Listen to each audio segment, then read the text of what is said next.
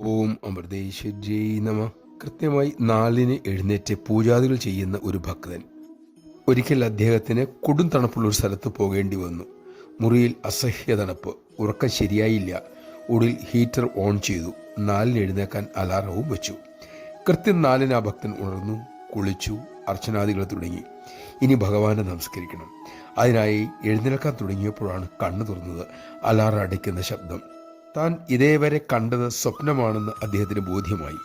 ഇക്കഥ പറഞ്ഞിട്ട് അമ്മ അരുളി, മക്കളെ, ചിട്ടയുടെ ശക്തി മൂലം ഉറക്കത്തിൽ പോലും അദ്ദേഹത്തിൻ്റെ അനുഷ്ഠാനം മുടങ്ങിയില്ല.